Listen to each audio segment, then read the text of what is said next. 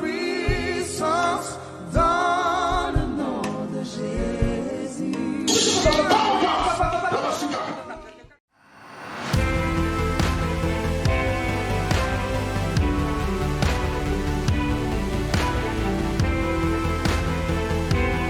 Le choix de Dieu, 7e partie.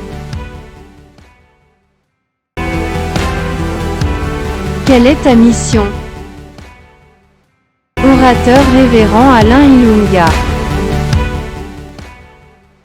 C'est pas pour rien que ton cœur est toujours tourné à pouvoir célébrer la grâce de Dieu. Parce que tu es le choix de Dieu. Amen. Lorsque tu te regardes, dis-toi que je ne suis pas n'importe qui. Je suis le reflet de l'amour de mon Dieu. Qui comprend ce que je suis en train de dire? Amen. Tu es le reflet de l'amour de Dieu. En d'autres termes, Dieu t'a aimé avant la fondation du monde. Avant que tu puisses l'appartenir. Avant que tu puisses le servir. Ton Dieu a d'abord jeté le regard sur toi. Amen. Amen. Amen. Notre Dieu est merveilleux, n'est-ce pas? C'est un Dieu bon. Est-ce qu'il y a la joie? Est-ce qu'il y a la joie? C'est comme si vous êtes faible, vous êtes déjà fatigué. Or, vous êtes dans la maison de l'Éternel. C'est dans la maison de l'Éternel qu'on trouve la joie. Est-ce qu'il y a la joie?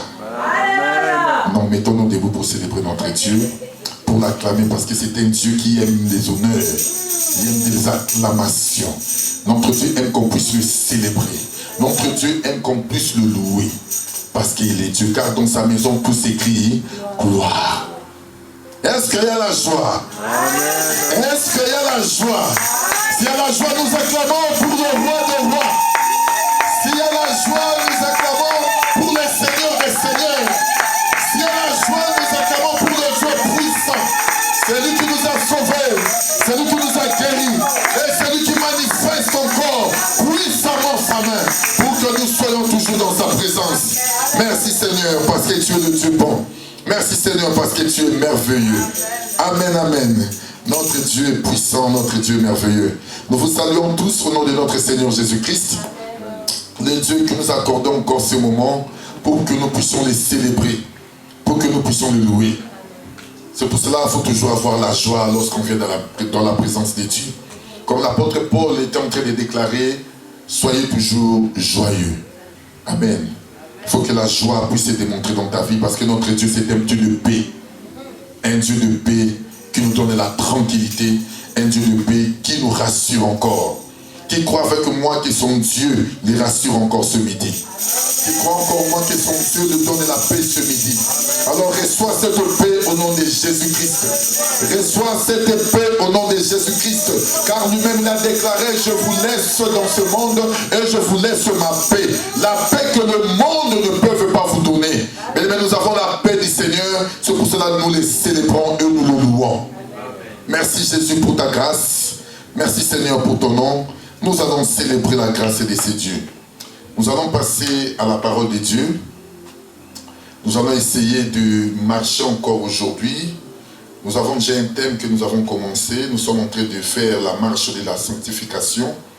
Et nous croyons qu'avec la grâce de Dieu, nous terminerons. Mais nous avons encore beaucoup de choses à exploiter. Amen. Le micro de mon frère, il est où? Ok.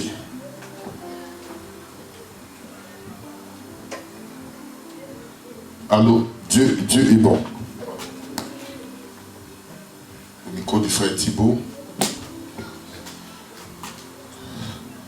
Le micro du frère Thibault, notre lecteur. Il va prendre le livre de Néhémie. Néhémie, chapitre 7, ça c'est notre texte de base. Donc nous allons commencer toujours à tourner par là, à sillonner la parole. Néhémie 7, Néhémie 9, à partir du verset 7. Si mon frère Thibault a trouvé, il peut lire par la grâce de Dieu.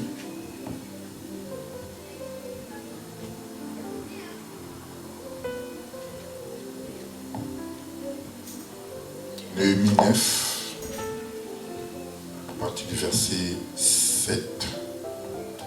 C'est toi, Éternel Dieu, qui a choisi Abraham, qui l'a fait sortir d'Ur en Chaldée, et qui l'a appelé Abraham. Tu as trouvé son cœur fidèle devant toi, et tu as fait alliance avec lui. Tu as promis de donner à sa descendance le pays des Cananéens, des Hittites, des Amoréens, des Phéréziens, des Jubésiens et des Guirgasiens. Et tu as agi de façon à respecter ton engagement, car tu es juste. Tu as vu la souffrance de nos ancêtres en Égypte, et tu as entendu leurs cris au bord de la mer des roseaux. Ok, tu peux prendre maintenant le livre de 2 Thessaloniques, 2, versets 13 à 14. 2 Thessaloniques.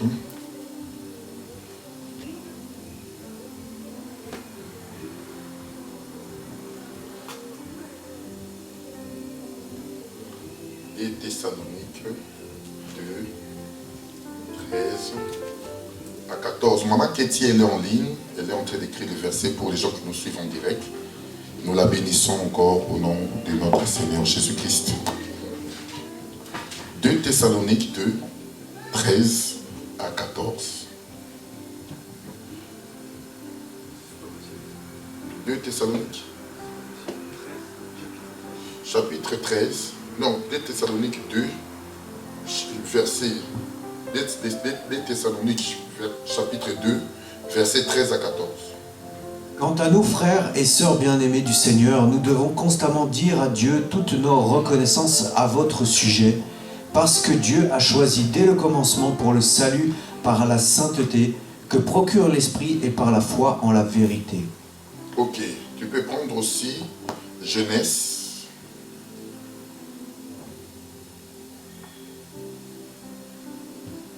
Attendez. Genèse 18. Attendez, Genèse.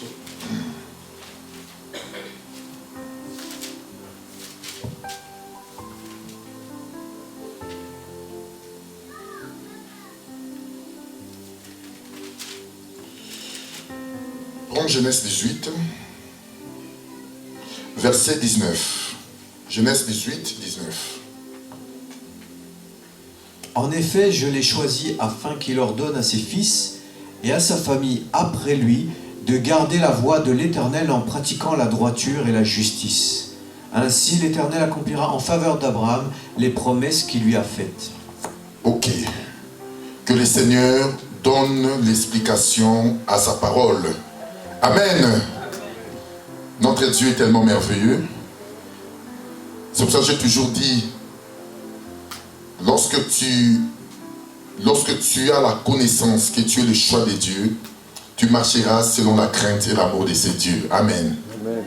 Parce que j'ai toujours dit que l'amour de Dieu s'est démontré dans ta vie, parce que ton Dieu t'a choisi. Amen. Ton Dieu t'a appelé. Le Seigneur a jeté le regard sur toi. Il a fait un choix. Ce n'est pas pour rien que tu as l'amour de servir Dieu. Ce n'est pas pour rien que ton cœur est toujours tourné à pouvoir célébrer la grâce de Dieu. Parce que tu es le choix de Dieu. Amen. Lorsque tu te regardes, dis-toi que je ne suis pas n'importe qui. Je suis le reflet de l'amour de mon Dieu. Qui comprend ce que je suis en train de dire? Amen. Tu es le reflet de l'amour de Dieu.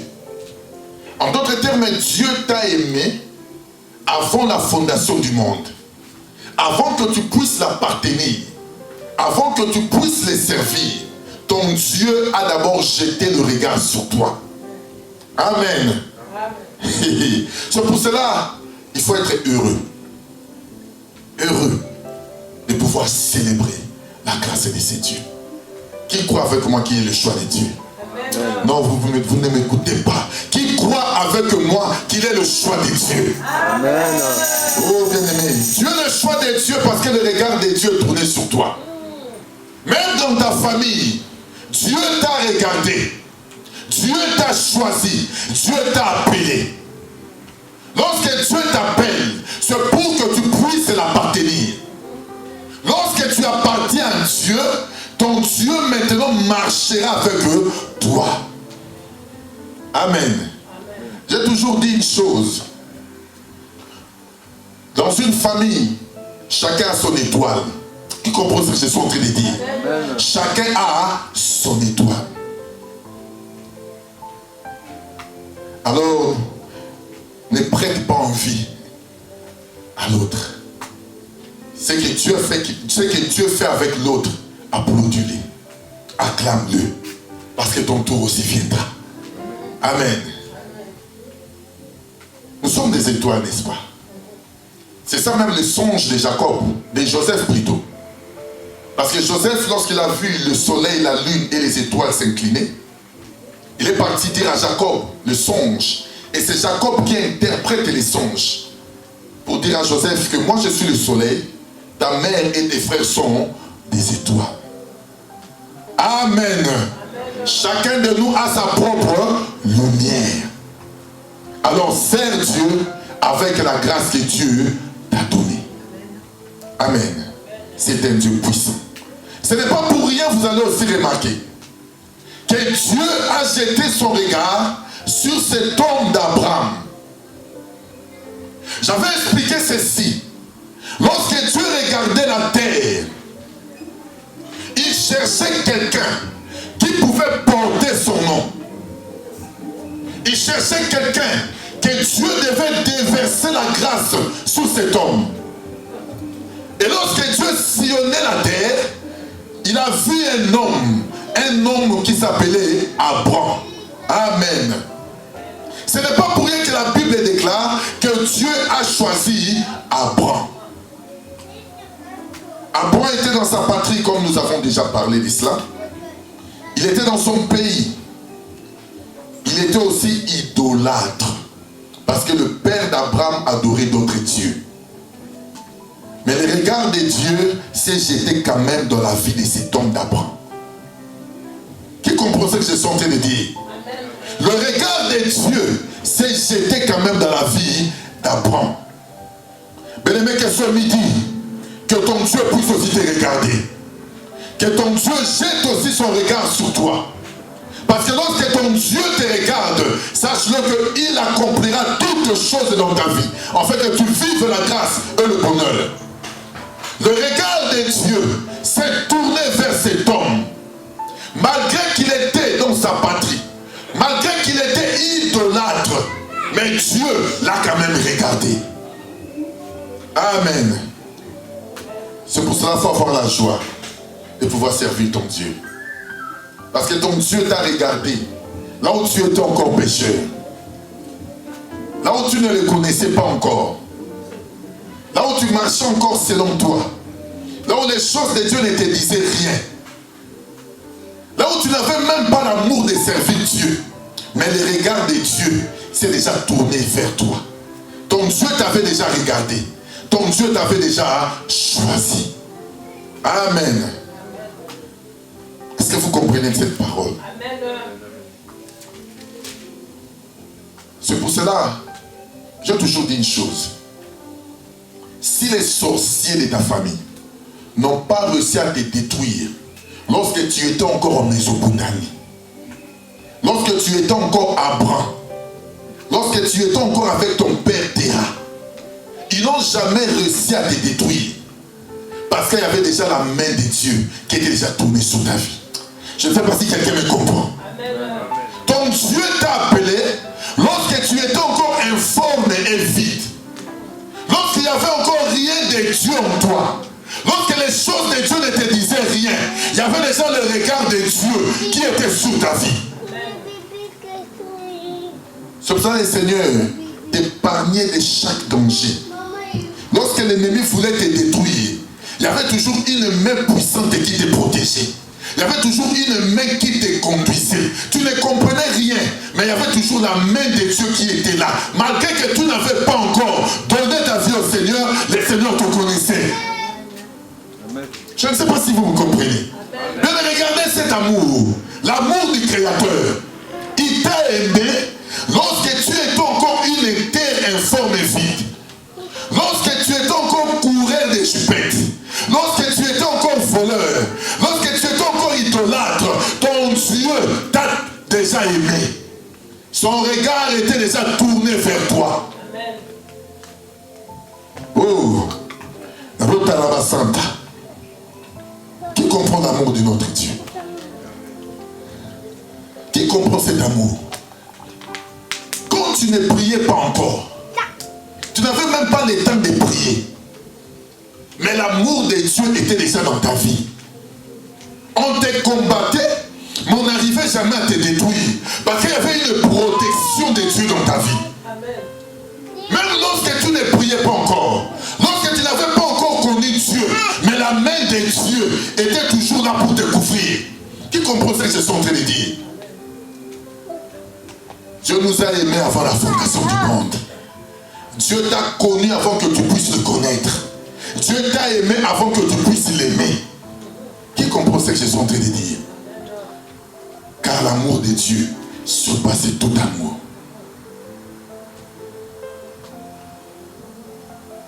Mais écoutez, dans la vie quotidienne, l'homme doit marcher durant 3 temps. Le premier temps, c'est le temps de la naissance. Le deuxième temps, c'est le temps de la jeunesse.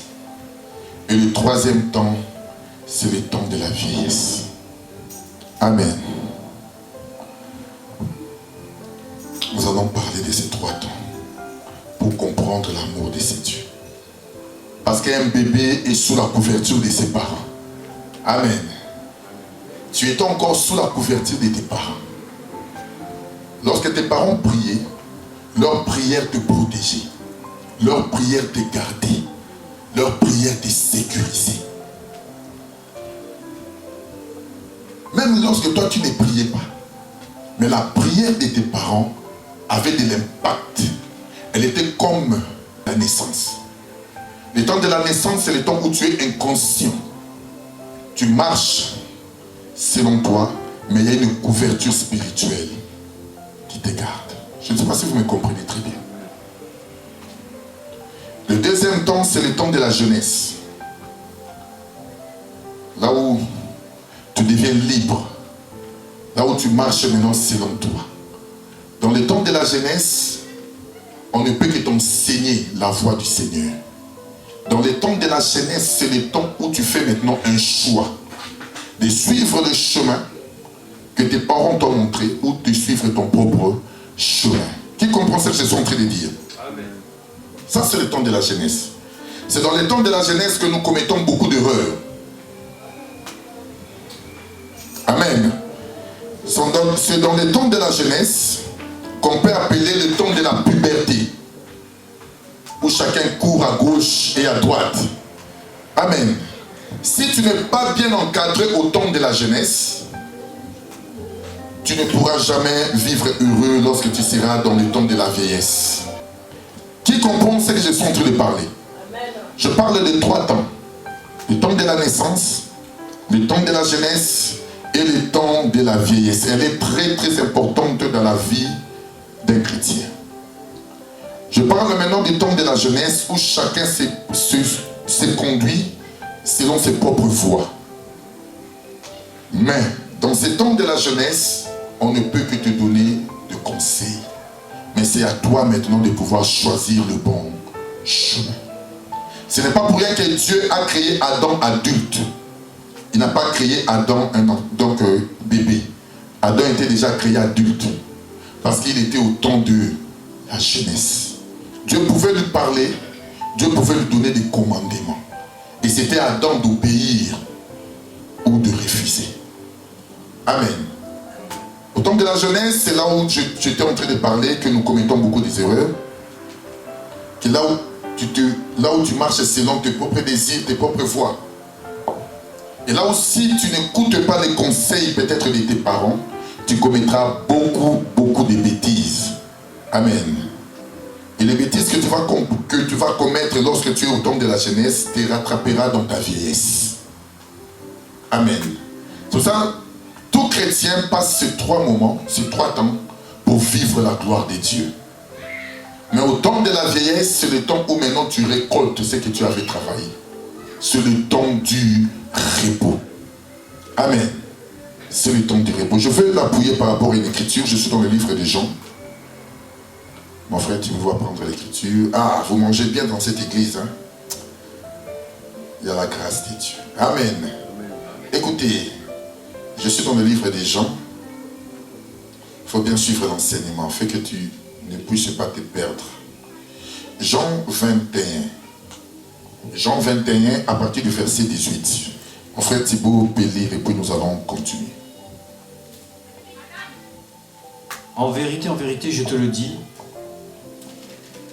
quand tu étais plus jeune, tu mettais toi-même ta ceinture et tu allais où tu voulais.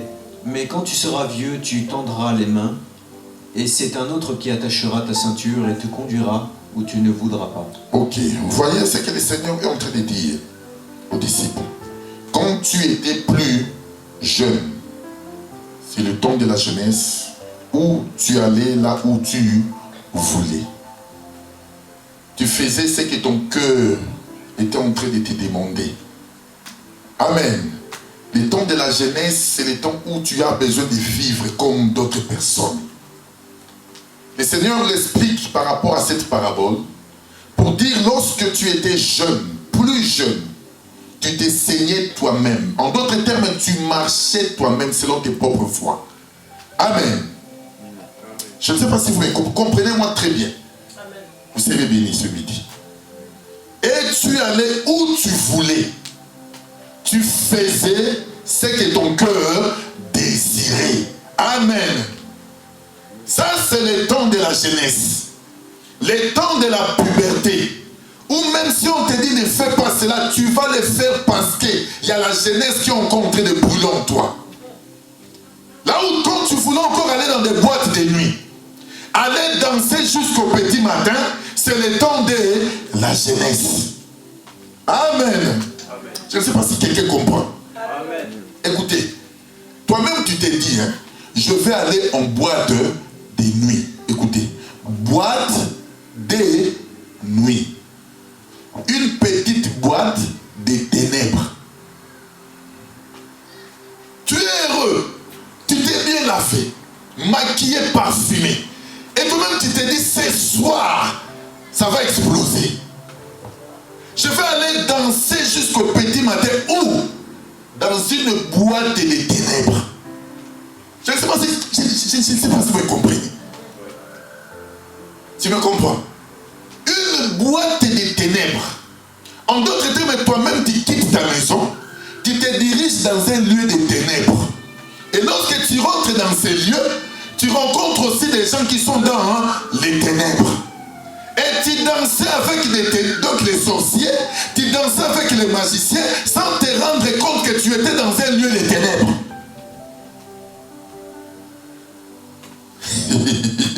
Tu comprends ce que je suis en train de dire? Mais c'est une boîte de nuit, non? Oh, maman Bibi, est-ce que j'ai moi? Comment on appelle ça? Boîte de nuit. Ce n'est pas boîte du jour. Boîte de nuit. La nuit, c'est quoi? C'est les ténèbres. Donc toi-même, tu te diriges dans un lieu de moulili, dans un lieu de ténèbres. Et tu es heureux de danser dans un lieu de ténèbres. Est-ce que tu habites les ténèbres? Maintenant, quand tu es allé là-bas, tu es allé où? Tu allais rencontrer qui? Le prince des... Ah, tu vois le temps de la jeunesse. Amen.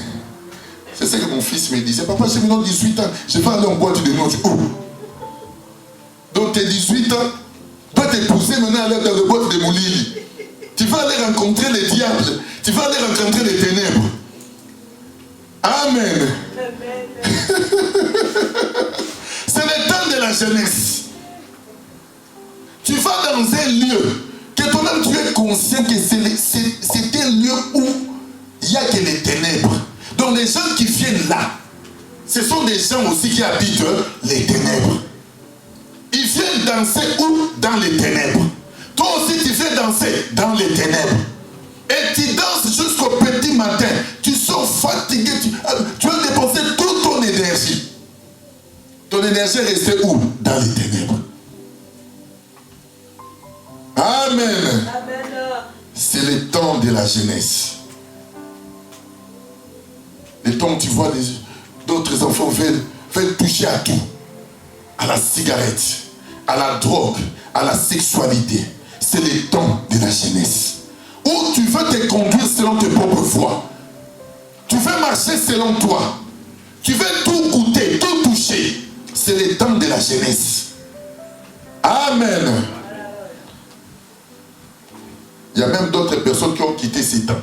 Mais ils sont encore là-dedans. Qui comprend ce que je suis en train de dire? Ils croient qu'ils ont quitté. Parce que l'âge est avancé. Mais lorsque tu les regardes, ils sont toujours là-dedans, dans les boîtes de nuit, dans les boîtes de moulins. Qui va aller aux boîtes de nuit? Personne. Bon. Que le Seigneur vous bénisse. Amen. Dieu est merveilleux. Acclamons pour notre Dieu. Acclame pour ton Dieu là où tu es. Acclame pour les créateurs. Parce que c'est un Dieu puissant. C'est un Dieu merveilleux. C'est un Dieu bon. C'est un Dieu bon. Regarde ta vie. Regarde là où le Seigneur t'a ramassé. Regarde seulement ta vie. Tu verras la grandeur de Dieu.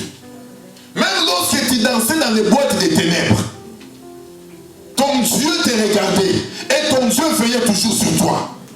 Je ne sais pas si quelqu'un comprend.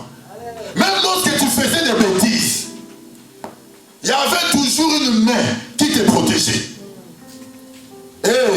Écoutez, lorsque tu es un enfant de Dieu vient de quelque part. Tu n'es pas venu en touriste sur la terre. Qui est venu en touriste sur la terre? Moi, je ne suis pas venu en touriste, je suis venu parce que j'ai une mission. Je veux que chacun de vous dise que j'ai une mission sur cette terre. Je ne partirai pas sans pouvoir accomplir ma mission. Tu n'es pas venu en touriste pour regarder la terre et puis retourner comme ça. Si Dieu t'a envoyé sur la terre, c'est que tu as une mission accomplie.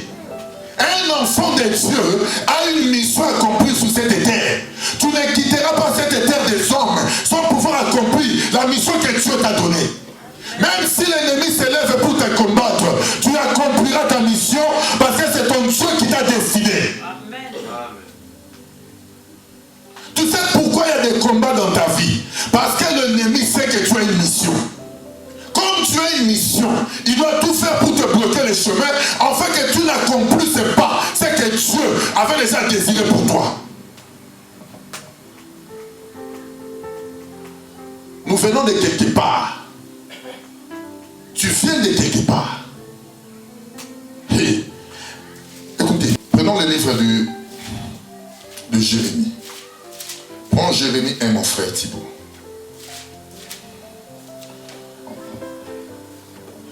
Lorsque je vais finir cet enseignement, il faut que tu puisses comprendre ta position. Prends le livre de Jérémie. Jérémie 1. Si tu trouves, tu peux le lire.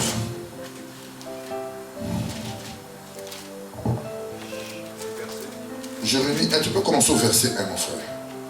Parole de Jérémie, fils d'Ilkija, l'un des prêtres qui se trouvait à Anotot, dans le pays de Benjamin, parole de l'Éternel, qui lui fut adressée durant la 13e année du règne de Josias, fils d'Amon, sur Juda, ainsi que durant le règne de Joachim, fils de Josias, sur Juda, et jusqu'à la fin de la 11e année du règne de Sédécias, fils de Ok, tu peux prendre le verset 4. La parole de l'Éternel m'a été adressée. Avant de te former dans le ventre de ta mère, je te connaissais. Et avant que tu naisses, je t'avais consacré. Je t'avais désigné prophète pour les nations. J'ai répondu, ah, Éternel, Seigneur éternel, je ne sais pas parler, car je suis trop jeune. Merci. Qui a compris ce passage? Tu n'es pas venu en touriste sur la terre. Amen. Avant que tu sois formé sur le ventre de ta mère, je te connaissais. Dieu t'a connu avant la fondation du monde. Qui comprend ce que je suis en train de dire? Dieu avait déjà consacré Jérémie avant qu'il soit même formé. On ne devient pas serviteur sur la terre Parce que tu veux être serviteur. Dieu t'avait déjà consacré depuis le ventre de ta mère. Et ce qui se passe maintenant dans ta vie, tu es seulement en train de réaliser le promesse de Dieu qui a été déjà déclaré dans ta vie. Alléluia. Si tu as déjà été appelé, l'appel de Dieu, tu l'as déjà depuis le commencement. Hey, écoutez, c'est pour ça que j'étais en train de dire, un enfant de Dieu vient de quelque part. Tu as été envoyé pour une mission. Je vais encore le répéter dans ma version. Avant que j'étais formé dans le ventre de ta mère, je te connaissais. Où est-ce que Dieu t'a connu? Où est-ce que Dieu t'a connu? Dieu t'a connu parce que tu étais dans son conseil. Tu étais dans son conseil. Tu entendais la voix de Dieu à l'éternité. Parce que tu étais là. Amen. Tu ne peux pas écouter la voix de Dieu sur la terre si tu n'as jamais écouté quelque part. Pour écouter la voix de Dieu sur la terre, dis-toi que cette voix-là, je l'ai déjà écoutée. Ce n'est pas pour rien que lorsqu'on te parle de la parole, tu dois rentrer dans la maison parce que cette voix te ramènera. Il y a beaucoup de gens, tu peux leur prêcher, ils ne comprendront jamais parce qu'ils n'ont jamais écouté cette voix. Mais si tu as été destiné pour la vie éternelle, lorsqu'on te parlera de la parole, tu vas comprendre que cette parole, je l'ai déjà écoutée quelque part. Ce n'est pas pour rien que Jésus dit, dans le livre de Jean chapitre 10, mes brebis entendent ma voix. Où est-ce que ces brebis ont écouté la voix du Seigneur? Ils entendent ma voix. En d'autres termes, la voix qu'ils écoutent sur la terre, ils avaient déjà écouté cette voix quelque part. Tu ne peux pas retourner au ciel si tu n'as jamais été au ciel. Hey, qui comprend ce que je suis en train de dire? C'est pour ça que ces choses, c'est pour les enfants de Dieu. C'est pour les enfants de Dieu. Je te connaissais avant que tu sois sorti de son sein. Je t'avais consacré. Je t'avais établi prophète des nations. Dis-toi que sur cette terre, tu as une mission. Amen. C'est pour ça, dis-toi que bien aimé, tu n'es pas n'importe qui. Tu n'es pas n'importe qui. Tu dois accomplir sur cette terre la mission que Dieu t'avait donnée. Quel que soit le combat, quelles que soient les attaques, tout ce que le diable veut, que tu ne puisses pas accomplir la mission que Dieu t'avait donnée. C'est pour ça, bien aimé, tu vois dans ta vie beaucoup de combats. Pourquoi le diable te combat? Il te combat parce qu'il sait que tu as une mission. Parce que tu as une mission accomplie.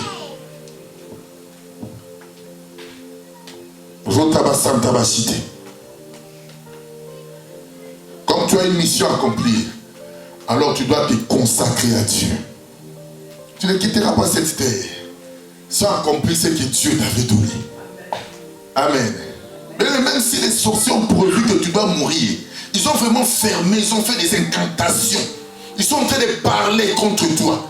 Ils sont en train de mettre des blocages. Tu échapperas. Tu échapperas parce que ta mission n'est pas encore finie. Qui comprend ce que je suis en train de dire? Ta mission n'est pas encore finie. Je parle à la vie de quelqu'un que ta mission n'est pas encore finie. Je parle encore à la vie de quelqu'un que ta mission n'est pas encore finie. Les obstacles de l'ennemi ne mettront pas fin à ta mission. Tu accompliras ce que Dieu a destiné pour toi. Écoutez, lorsque Dieu a envoyé Pierre pour aller prêcher la parole, même si les sacrificateurs, ils avaient arrêté Pierre, ils ont mis Pierre en prison pour arrêter la mission. Dieu a a délégué son ange pour que Pierre sorte de la prison et continue la mission. Même dans ta détresse, même dans ta souffrance, même lorsque tu vois que rien ne marche, tu accompliras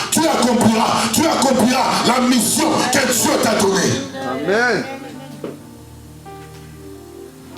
C'est un Dieu merveilleux, un Dieu puissant. Roba Santa Bachiteri Basaka. Merci Seigneur pour la grâce que tu nous as donnée. C'est pour cela,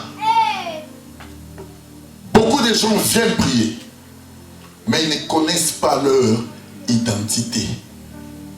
Amen. Ils ne connaissent pas ce qu'ils sont réellement. Tu vois des gens venir prier parce qu'ils ont besoin de mariage. D'autres viennent prier parce qu'ils veulent que le Seigneur leur donne des enfants. D'autres viennent aussi prier parce qu'ils veulent la stabilité. Mais ils ne savent même pas pourquoi ils doivent s'approcher de Dieu. Pourquoi ils doivent s'approcher de Dieu? Qu'est-ce que le Seigneur dit dans le livre de Matthieu? Recherchez premièrement quoi? Le royaume et la justice de Dieu. Et toutes ces choses vous seront données par Dieu. Amen. Si déjà tu as le salut, parce que tu as cru au Seigneur, ta vie a été donnée à Jésus. Tu marches selon Dieu. Tu accomplis les œuvres de Dieu sous la terre. Comment Dieu peut t'empêcher? Comment Dieu peut laisser le diable bloquer ce qui était à toi?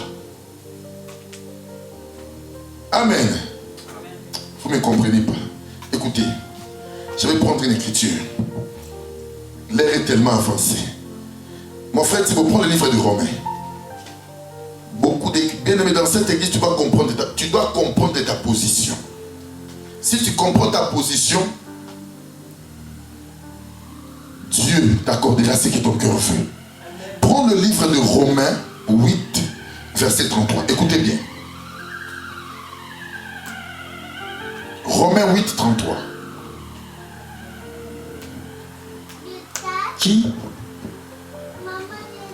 Qui accusera ceux que Dieu a choisis? Écoutez. Qui accusera ceux que Dieu a choisis? En d'autres termes, qui accusera les élus de Dieu? Si Dieu est le choix de Dieu, en d'autres termes, Dieu a jeté son regard sur toi. Dieu t'a appelé comme Abraham. Dieu t'a tiré de ta patrie pour marcher avec lui. Qui t'accusera? Qui a la capacité de t'accuser? Qui accusera les élus de Dieu? Même si les diables t'accusent, même si l'ennemi, bien-aimé, met des blocages devant toi, il n'arrivera jamais à pouvoir te faire tomber. Qui comprend sa position? Qui accusera les élus de Dieu? C'est Dieu qui les justifie. L'accusateur, c'est le diable. Si tu vois quelqu'un t'accuser tout le temps, comprends que c'est l'ami du diable. Les accusateurs, les gens qui ne racontent que des mensonges sur ta vie, qui ne procurent que des mensonges, qui ne disent jamais la vérité. Parce que le diable ne proclame jamais la vérité. Il ne proclame que le mensonge. Qui comprend ce que je suis en train de dire? Qui accusera les élus de Dieu? Qui peut t'accuser? Même si les sorciers de ta famille commencent à proclamer sur toi la malédiction, ils ne s'arrêtent pas seulement à proclamer. Ils commencent même à danser, à danser, à danser. Amen. Ils dansent. Ils sont en train de confoulouguer sur ton nom. Ils sont en train de jeter la malédiction sur ta vie. Ils sont en train de parler contre ta vie. Ils sont en train de parler contre tes enfants. Dis-leur, il y a quelqu'un qui est mort et qui est ressuscité. Et je parle à la vie de quelqu'un. Personne ne t'accusera.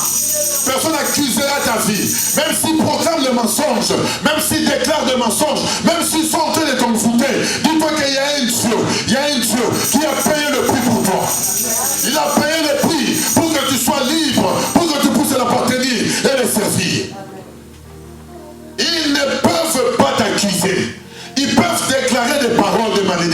Ils peuvent déclarer des paroles contre toi, mais ces paroles sont nulles et sans effet.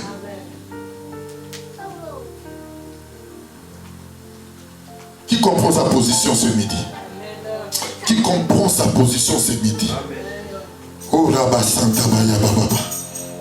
La Bible dit, qui les condamnera? Christ est mort, bien plus il est ressuscité, il est à la droite du Père pour intercéder pour nous. En d'autres termes, il devient un avocat. Même si tu es un meurtrier, lorsque tu vas chercher un avocat, l'avocat va te défendre. Je ne sais pas si quelqu'un est en train de me comprendre. L'avocat va tout faire pour que tu sois acquitté, pour que tu sois libre, même s'il connaît les crimes que tu as commis. Mais l'avocat va te défendre. Amen.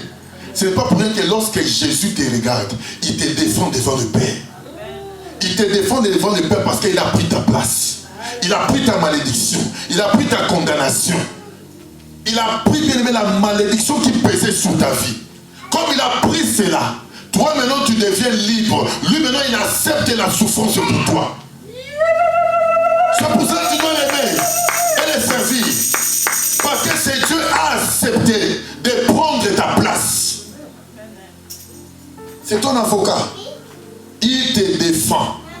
Il te défend. Afin que tu sois libre. Afin que tu puisses toujours l'appartenir et le servir parce qu'il est Dieu. Nous nous levons pour prier parce que c'est un Dieu puissant.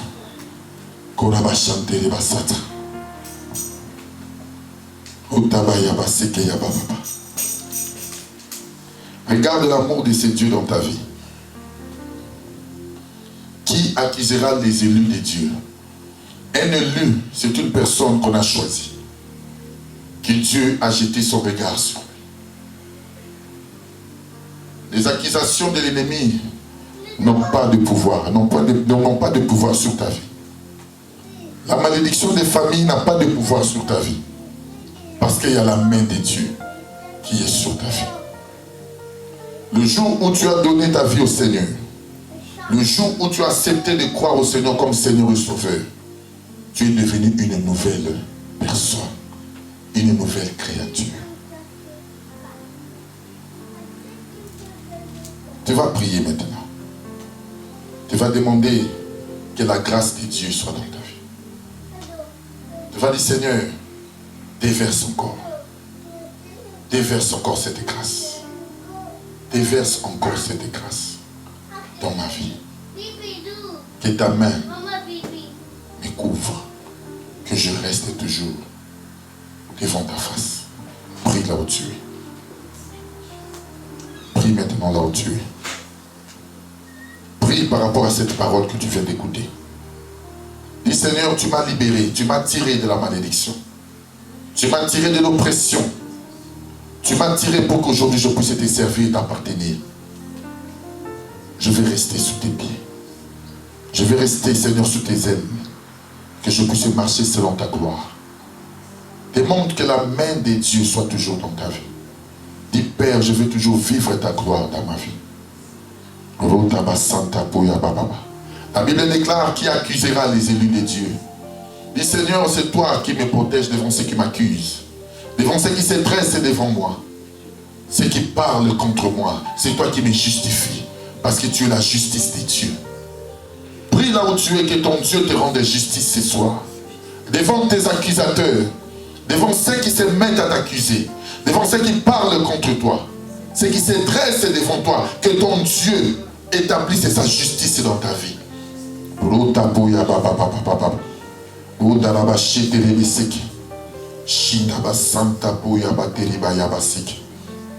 Merci Seigneur pour ta gloire. Merci Seigneur pour ta gloire. Merci Seigneur pour ta gloire. Parce que tu es puissant. Parce que tu es élevé, continue à prier. Que la grâce de Dieu, que la grâce de Dieu se démontre encore dans ta vie. Dis Seigneur, je vais marcher avec toi. Tu vas encore prier, tu vas dire Seigneur, tu as dit dans ta parole, lorsqu'on devient vieux, quelqu'un d'autre doit nous saigner pour nous conduire à l'endroit où nous ne désirons pas aller. Dis Seigneur, je veux que tu puisses me conduire ce midi. Que je ne marche plus seul, que je marche avec toi. Prie là où tu es. Conduis-moi, Seigneur. Conduis-moi dans ton chemin de la justice. Conduis-moi là où tu veux. Je m'abandonne entre tes mains. Mais voici, Seigneur, m'abandonner entre tes mains. Je viens abandonner ma vie entre tes mains. Que tu me conduises, Seigneur. Que je ne marche plus seul et que je marche selon ta gloire. Parce que tu es le Dieu puissant. Merci pour ta gloire. Merci pour ta grâce. Pour ce que tu veux encore accomplir dans ma vie ce midi. Je te loue, Seigneur, pour tout. Je te remercie. Au nom puissant de notre Seigneur Jésus-Christ, nous avons ainsi prié. Amen. Amen. Adresse Église 173 Boulevard du Triomphe 1160 Auderghem. Contact Église de Jésus-Christ de Bruxelles +32 466 398 945. Pour nous suivre sur notre plateforme.